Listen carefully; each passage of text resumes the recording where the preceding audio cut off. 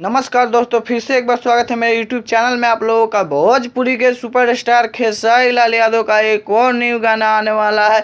बाबा है भांग के दीवाने, इस गाने का नाम है। जो आप लोग जानते हैं कि भोजपुरी के ट्रेंडिंग स्टार खेसारी लाल यादव काफ़ी चर्चित चल रहे हैं। इनका रोज एक बोलबम न्यू सॉन्ग आ रहा है। इस सॉन्ग का वीडियो काफ़ी हाई बजट बनाया जा रहा है, काफ़ी पैसा खर्च करके काफ़ी हाई क्वालिटी बनाया जा रहा है। शिल्पी राज और खेसारी लाल यादव जी काफ़ी सुरीली आवाज़ में काफ़ी मस्त ये गाना गाए हैं और ये गाना आएगा 29 जुलाई को, आप लोगों को सुनने के लिए मिलेगा।